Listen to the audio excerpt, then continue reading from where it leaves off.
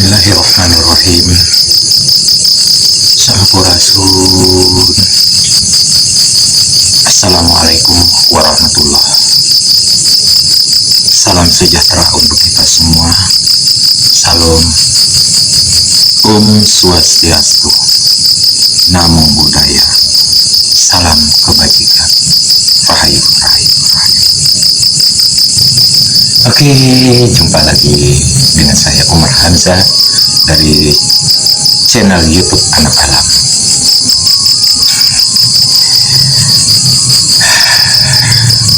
Luar biasa pada malam hari ini. Jumpa kembali semua para sahabatku, menyapa dari teman-teman semua seluruh Indonesia dan seluruh dunia. 99 anak alam di seluruh dunia. Kali ini saya beri judul video ini, ketika kita sadar mengabdi, bongkar dan bangun untuk perang melawan korupsi. Saya barusan tadi sekitar jam 8 lewat atau pukul 20 waktu Indonesia bagian Barat di meeting Zoom mengikuti rapat dari teman-teman yang diselenggarakan, dan sebagai pembicaranya adalah Bosman Martibu. Jadi saya bisa mengambil kesimpulan dari rapat tersebut bahwa untuk memerangi korupsi, Bapak Presiden kita Prabowo Subianto sesungguhnya merasa sendiri melawan korupsi. Capek. Ya mungkin ada bersama Gubernur Jawa Barat juga yang ikut membangun wilayah Jawa Barat kesana kemari, dan juga banyak dibahas tentang juga tadi itu peran Gubernur Jawa Barat Kang Deddy Mulyadi. Bagaimana Kang Deddy Mulyadi turun ikut di dalam pembersihan sampah-sampah di sungai yang nyangkut di sungai, dan membersihkan beberapa got-got yang mampet oleh plastik-plastik. Itu dalam pembahasannya tadi. Dan juga terkait dengan revisi undang-undang TNI, menurut informasi dari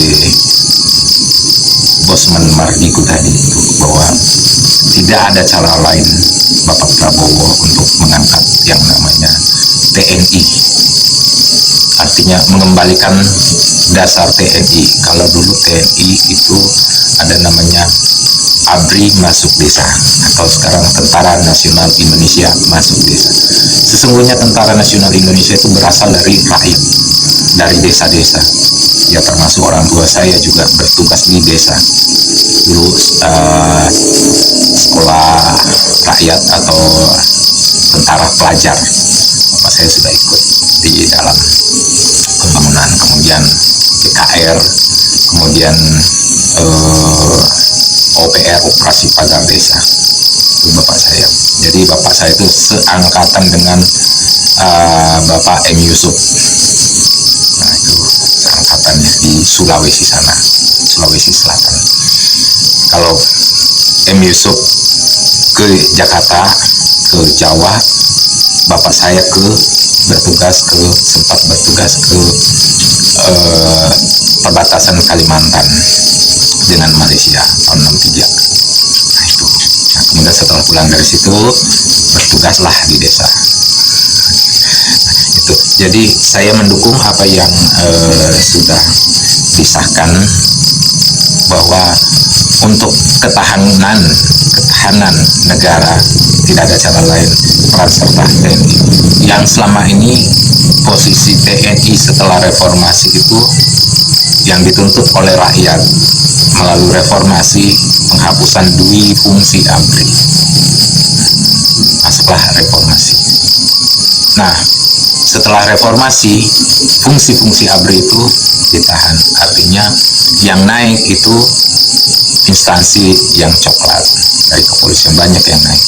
Nah, sementara untuk ketahanan itu sendiri adalah tentara Nasional Indonesia. ABRI masuk desa. Jadi yang pas melaksanakan tugas-tugas pembersihan dan segala macam ini tugasnya tentara bersama rakyat tentunya. Ya, jadi sudah tepat yang namanya mengembalikan dasar fungsi daripada TNI bersama rakyat membangun bangsa dan negara. Nah, untuk memerangi korupsi itu luar biasa. Jadi saya sendiri melihat seolah-olah Pak Prabowo ini sendiri di lingkungannya yang besar, para menteri-menteri, para pejabat, kemudian turun ke bawahnya, dinas-dinas, itu Prabowo sendiri melawan korupsi. Karena kenapa? Semua terlibat korupsi. Nah, ini saya beri judul di bannernya, di depannya itu, pintu atau peran daripada sekretariatan atau tata usaha perkantoran, baik itu pemerintahan, swasta, perusahaan, dan segala macamnya yang sifatnya kesekretariatan, ada tata usaha di dalamnya. Disitulah pintu masuknya korupsi. Nah, kita baru-baru ini juga sudah lihat di rapat anggota Dewan DPR RI, tertangkap kamera menerima amplop dimasukkan ke bawah laci. Itu sudah itu bukan rahasia lagi. Dan itu juga pengalaman dari saya sebagai wartawan dahulu beberapa tahun yang lalu. Kalau wartawan tuh biasanya ngumpul di depan, melihat meliput di depan. Kalau saya tidak, saya ke belakang, ke sekretariatan, lihat-lihat gitu kan, seolah-olah ketemu, mau nunggu siapa ketemu sekretaris itu. Disitulah ada yang namanya hitung-hitungan. Di situ hitung-hitung uang kertas masukin ke amplop, tebel-tebel itu, uangnya juga baru-baru. Nah, itu semua instansi. Jadi pintu masuknya korupsi itu berada di sekretariatan. Jadi mohon ini dicek semuanya. Jadi kembali kita pada kesadaran. Kalau kita tidak punya kesadaran, ya akan secara tidak langsung pasti terlibat yang namanya korupsi, suap menyuap pasti. Coba mari kita telusuri yang namanya kesekretariatan atau tata usaha, baik itu pemerintahan, perusahaan, swasta, maupun lembaga-lembaga, yayasan, maupun ormas-ormas termasuk partai. Di situ kuncinya. Jadi pintu masuknya yang namanya korupsi itu berada di sekretariatan. Di situ kumpulnya. Jadi kalau ada semacam buat undang-undang, ada yang nitip, itu melalui sekretariatan. Nah, pemilihan pimpinan, ketua, dan segala macamnya, atau pergantian pimpinan, itu musyawarah, itu pasti lewat sekretariatan tata usaha. Nah, di situ nanti siapa yang akan dititipkan, dari mana, kemudian asalnya. Nah, itu ada pasti amplopnya di bawah. Yes. Nah, itu pengalaman saya selama ini berjibaku, baik di swasta, di ormas, organisasi masyarakat, termasuk di partai, termasuk di yayasan, kemudian di perusahaan. Itu pintu masuknya korupsi berada di sekretariatan atau di tata usaha, bagian tata usaha. Nah, ini mari kita saksikan pidato Presiden kita, Bapak Prabowo. Harus berani ya.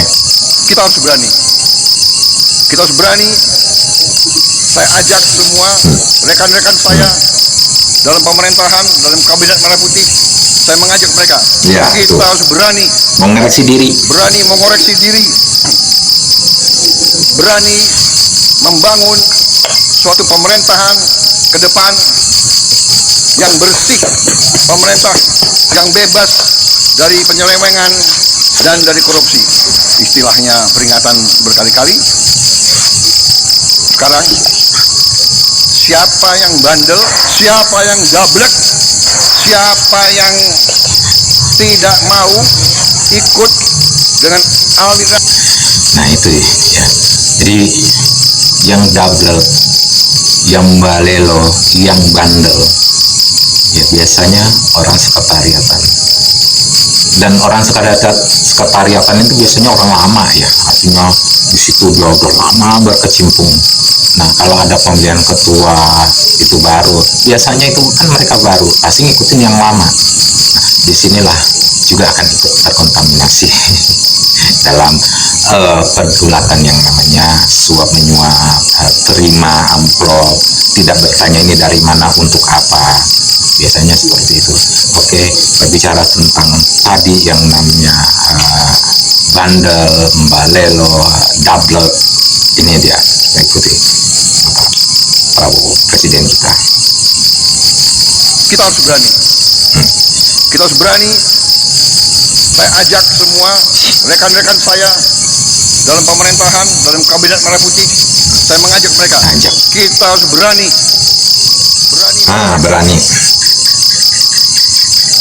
Berani mengoreksi diri, artinya berkaca. Berani mengoreksi diri, kita harus berkaca, kaca benggala. Nunjuk ini berarti nunjuk diri kita sendiri. Nunjuk ini diri kita sendiri. Jadi itu selanjut. Siapa yang tidak mau ikut dengan aliran besar ini, dengan tuntutan rakyat, pemerintah yang bersih, siapa yang tidak patuh, saya akan tindak. Harus ditindak, Pak Prabowo tindak. Yang bandel, yang dablek, tidak mau ikuti aturan yang namanya sudah ditetapkan presiden kita, yaitu perang melawan korupsi, dan masih dablek, tidak mau mengakui, tidak mau introspeksi diri. Nah itulah makanya tadi kenapa merasa sendiri bahwa tidak ada cara lain. Pak Prabowo harus kembali lagi kepada TNI. Ya kepolisian juga untuk oknum-oknumnya itu banyak juga yang sudah menyalahgunakan, artinya menyalahgunakan kerjanya, pengabdiannya sudah pengabdi kepada uang materi. Nah disinilah kunci yang disebut energi one eyes atau satu mata itu mempengaruhi orang. Jadi manusia sekarang udah banyak lupa yang namanya mengabdi pada negeri, mengabdi kepada nusa dan bangsa, mengabdi kepada rakyat, dan tentunya akan mengabdi kepada Allah yang Maha Kuasa. Itu kita semua sudah lupa karena uang ya, uang. Jadi sudah masyarakat kita sekarang sudah banyak yang terkontaminasi energi negatif yang disebut uang. Memang kita tidak bisa pungkiri yang namanya uang itu sebagai alat tukar, ya kan, untuk mempermudah. Uang itu untuk mempermudah kita, tapi bukan uang segala-galanya. Bukan uang, tapi hati, pikiran, tenaga, jiwa dan raga kita mengabdi kepada bangsa dan negara. Jadi pada dasarnya mengembalikan lagi atau revisi undang-undang TNI, saya mendukung atas revisi tersebut, mengembalikan lagi ke dasar rakyat, TNI dari rakyat, membangun bangsa dan negara bersama rakyat. Polisi juga sama, dari rakyat. Pegawai negeri juga berasal dari rakyat. Tapi ada tapinya. Kalau tidak sadar lagi yang namanya pengabdian, mengabdi, berbakti, ini semua rata-rata penduduk Republik Indonesia atau Negara Kesatuan Republik Indonesia ini adalah 280 jutaan jiwa. Saya bisa katakan itu 80% itu sudah terkontaminasi yang namanya materi atau uang. Segala-galanya uang. Jadi lupa apa dasarnya dia masuk ANS, apa dasarnya dia masuk tentara, apa dia dasarnya masuk polisian, apa yang dimaksud dia bisa sekolah tinggi, kuliah, ya kan, SD, SMP, SMA, kuliah di perguruan tinggi, baik itu swasta maupun negeri. Lupa semua karena uang, bekerja karena uang. Lupa pada akhirnya dasarnya bekerja karena mengangkat harkat martabat kita sebagai manusia. Kita bekerja mengharuskan untuk bekerja bukan karena uang, bekerja untuk mengabdi kepada Sang Cipta Allah Subhanahu wa Ta'ala. Jadi mengabdi pada negeri, kami mengabdi pada negeri, kami berbakti pada negeri jiwa raga kami. Itu berarti jiwa raga kami. Oke, kita lanjut lagi. Sungguhnya dalam pembangunan suatu bangsa, nation building, satu-satunya jalan menuju keberhasilan suatu negara, keberhasilan suatu bangsa, pada dasarnya adalah pendidikan. Pendidikan akan menentukan apakah bangsa itu bisa jadi sejahtera, bisa jadi makmur. Pendidikan. Jadi pendidikan ini yang akan dijalankan beliau, Bapak Presiden kita, adalah mengutamakan pendidikan.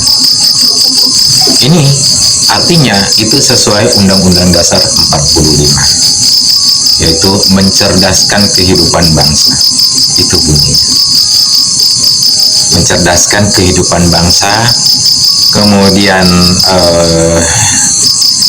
terusannya adalah ada undang-undang fakir miskin, anak terlantar dipelihara oleh negara. Nah, dari mana semua itu bisa dipelihara oleh negara? Karena ada namanya BUMN, BUMD, Badan Usaha Milik Negara, Badan Usaha Milik Daerah. Itulah dikelola uangnya, sebagian juga dari pajak masuk ke kas negara yang diolah, dan sebagian lagi menjadi pembangunan. Itu seperti itu. Dan itu semua menyangkut juga pasal 33, ya kan? Tanah dan air dikelola oleh negara dan sebesar-besarnya diperuntukkan untuk rakyat, kesejahteraan rakyat. Nah, itu Bu, pasal 33. Kemudian untuk mengelola aset-aset seperti itu. Jadi kita teruskan. Karena untuk menjadi sejahtera dan menjadi makmur, warga negara, rakyat itu harus bisa menguasai teknologi, menguasai sains, menguasai industri. Karena itu setiap negara dan setiap bangsa yang sungguh-sungguh mengerti strategi dan jalan menuju kemakmuran pasti menempatkan pendidikan di tempat yang teratas. Kita menempatkan pendidikan di paling atas. Kita mengerti dan sadar tantangan yang kita hadapi tidak ringan, ya. Kita teruskan saja, jangan kita tidak berani korupsi. bicara apa adanya. Tantangan paling besar menurut saya bangsa Indonesia adalah korupsi. Korupsi yang mengakibatkan kebocoran, yang mengakibatkan sumber daya kita tidak sampai ke rakyat yang paling memerlukan. Sekolah-sekolah kita masih banyak sekali yang perlu perbaikan. Dan karena itulah, begitu saya menerima mandat sebagai presiden, saya dengan pembantu-pembantu saya, kita bertekad untuk berusaha sekeras mungkin dengan segala daya yang ada pada kita untuk mencapai pemerintahan yang bersih. Pemerintahan yang bersih, yang bebas dari korupsi adalah mutlak dengan sumber daya yang besar, dengan kekayaan kita.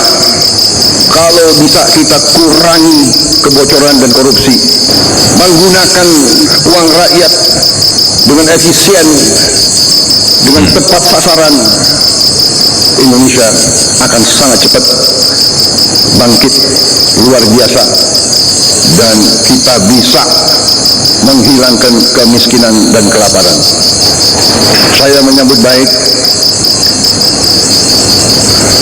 inisiatif, upaya peluncuran, upaya mekanisme baru dengan mengirim tunjangan guru ASN daerah langsung ke rekening guru.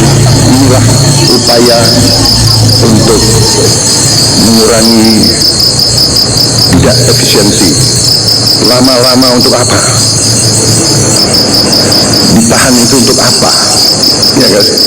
Kita harus hilangkan budaya-budaya yang tidak benar itu. Kalau bisa dibikin lama, kenapa harus dibikin pendek? Ya kan? Kalau bisa susah, kenapa dibikin gampang?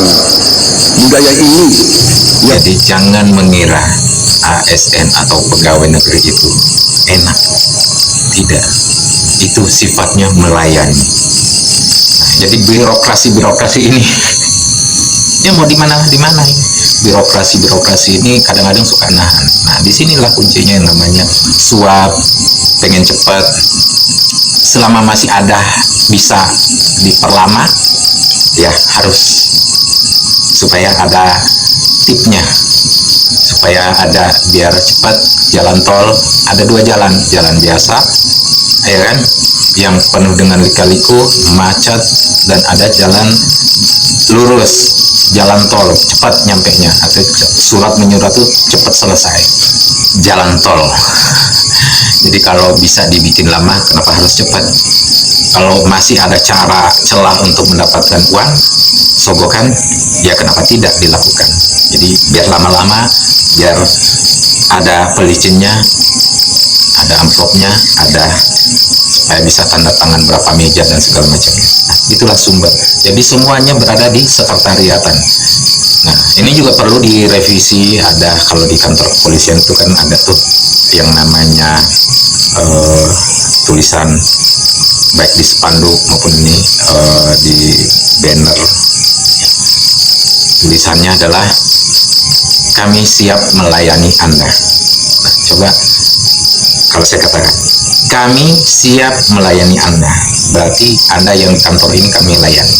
Nah, harusnya dihilangkan Anda itu, tulisan Anda itu dihilangkan. Kami siap melayani, sampai situ. Jadi tidak ada kata Anda. Jadi pokoknya saya masuk kantor tersebut, saya baca, karena saya berada di luar, saya baca kami siap melayani Anda yang ada di dalam kantor tersebut. Artinya melayani dengan apa? Ini terus sogokan. Nah, di pajak sama juga layanan. Kalau bisa lama, pokoknya di STNK, kemudian di lain-lain yang sifatnya pelayanan itu surat menyurat yang sifatnya yang membutuhkan tanda tangan. Itu pasti. Itulah sumber. Jadi sumber, sekali lagi, sumber daripada pintu masuknya korupsi di sekretariatan atau di tata usaha. Nah, itu diatur di situ.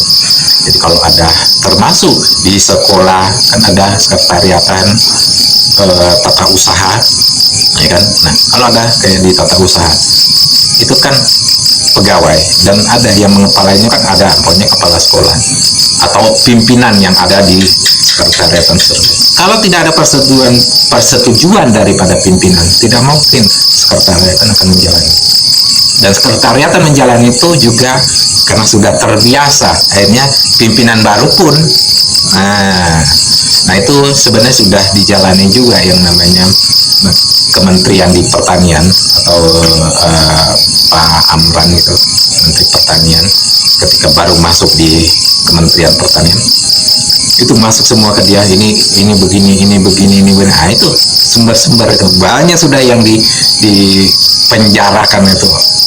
Nah, termasuk minyak yang ini yang membuka minyak kita ini yang heboh ini, dikurangi takarannya, itu juga dari Pak Menteri ya, Menteri Pertanian. Nah, itu. Tapi ya jujur, orang yang jujur biasanya pasti dimusuhi, disingkirkan. Nah, termasuk kalau kita orang baik, orang jujur gitu kan, pasti dimusuhi di dalam lingkungan kita. Nah, itu salah satu mengalami itu bapaknya Kang Deddy Mulyadi itu, ayahandanya beliau disingkirkan dari perusahaan gara-gara mau jujur. Nah, itu kenapa ini. Nah, kita lanjut lagi, harus kita kikis birokrat-birokrat yang tidak mau mengikuti zaman.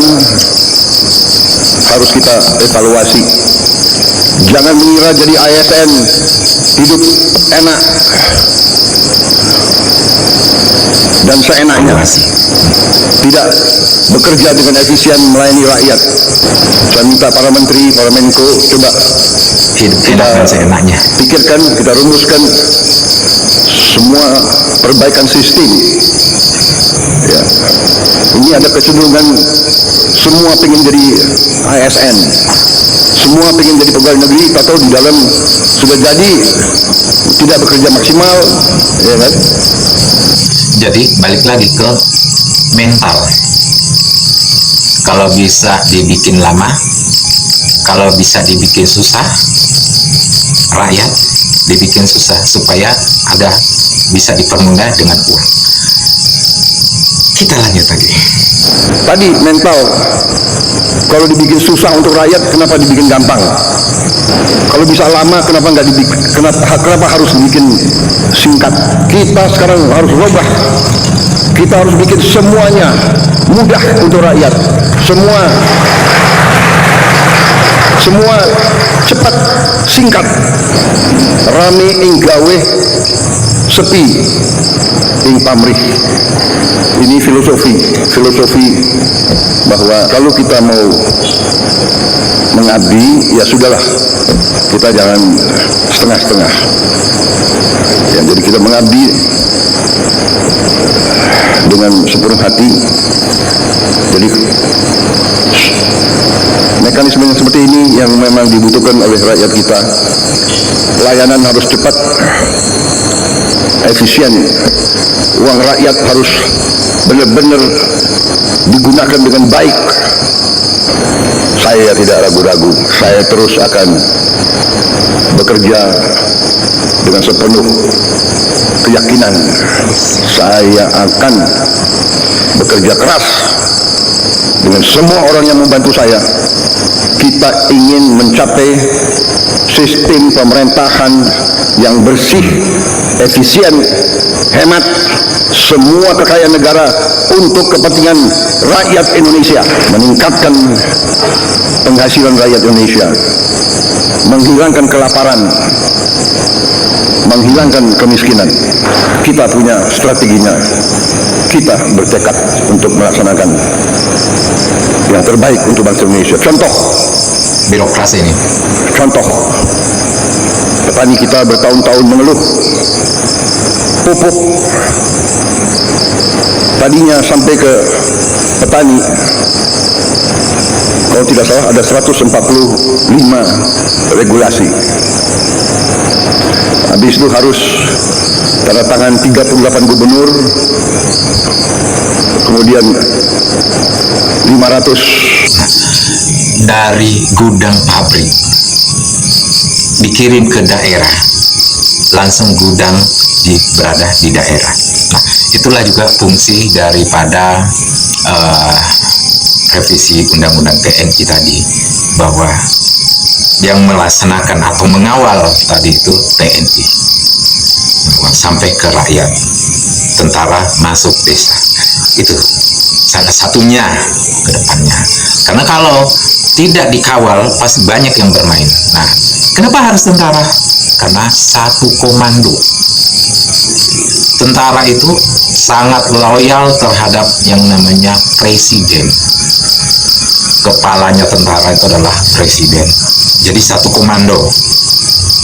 Nah, ini banyak nih yang tidak satu komando, yang bandal nih. Banyak. Pegawai negeri, ASN, dan segala macamnya.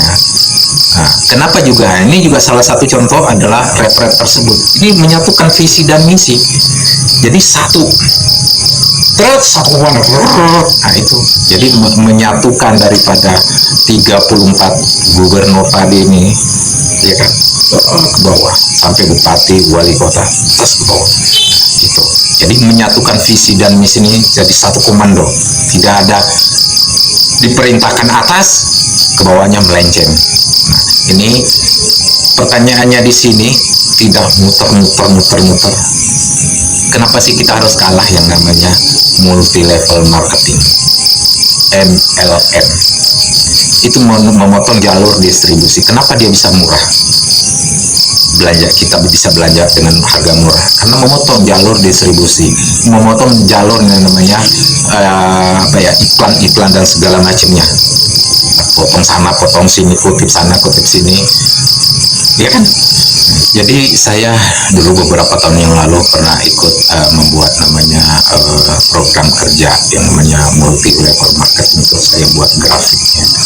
Nah, itu saya bisa pelajari, oh ternyata yang bisa menjadi harga pabrik itu ini loh, ya kan, dipotong tuh jalur distribusinya itu.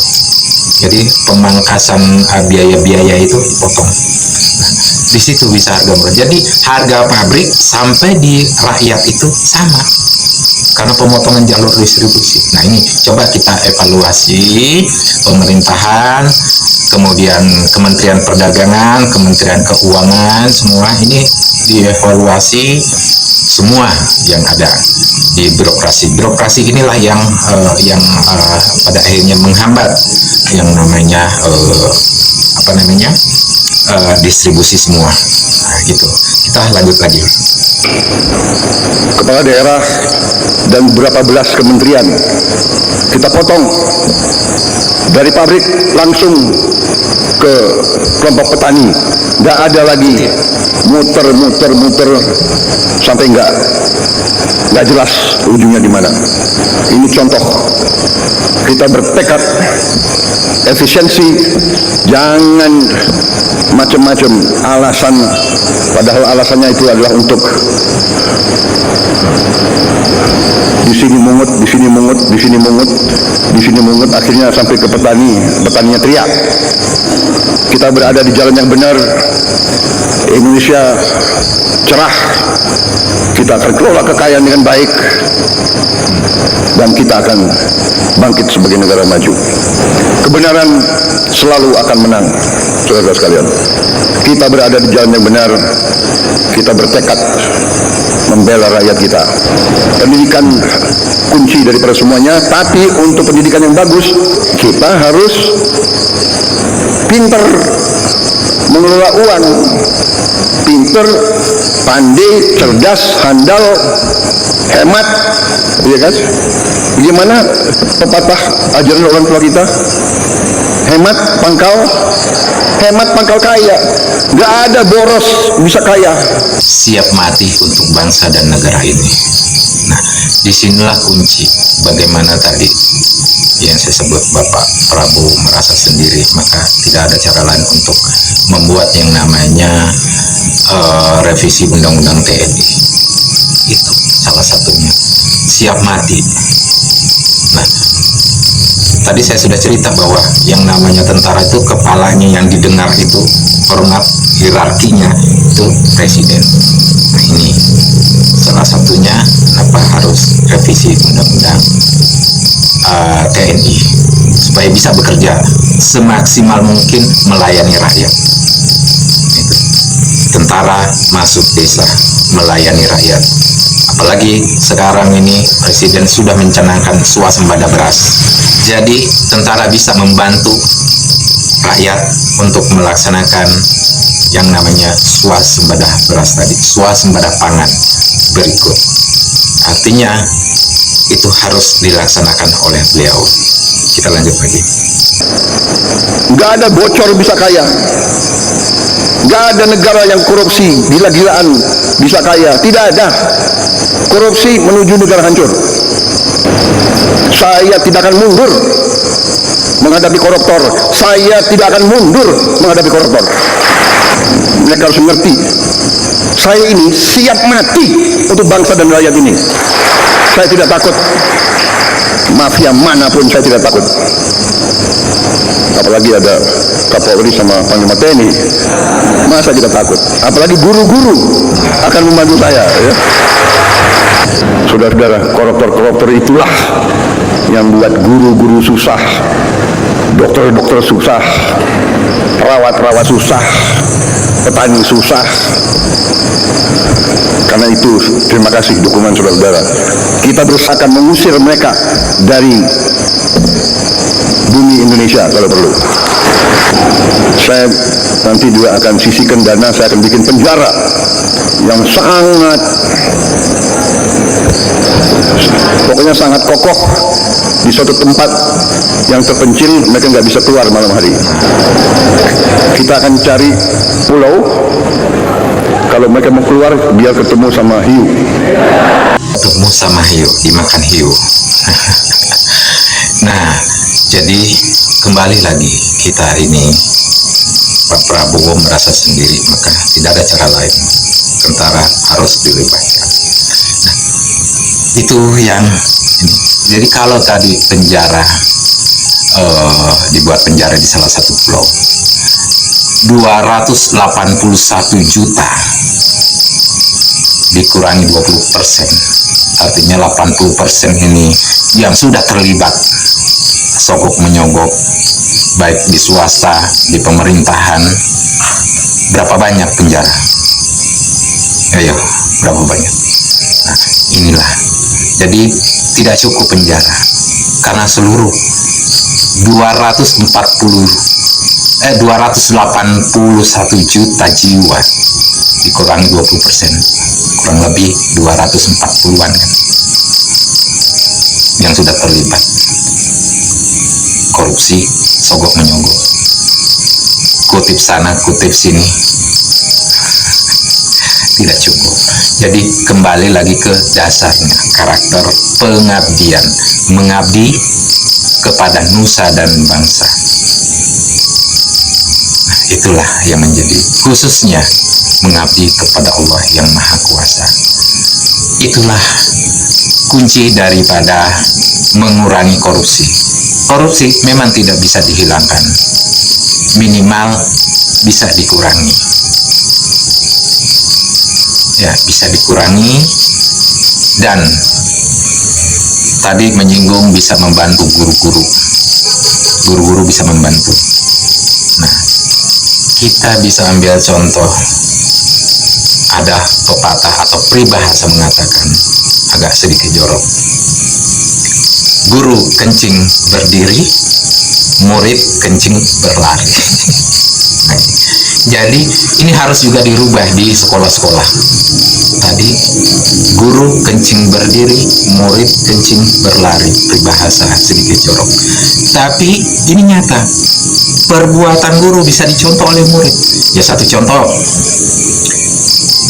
masih ada penjualan buku. Buku itu berapa harganya? Tadi juga pidato presiden bahwa gaji guru itu langsung ditransfer ke rekening guru. Nah, sekarang apa lagi? Mengutip lagi, penjualan buku, berapa margin, pembagian guru-guru tadi, yang harganya, yang ongkos cetaknya cuma 2.000, jual ke sekolah, nanti guru dapat.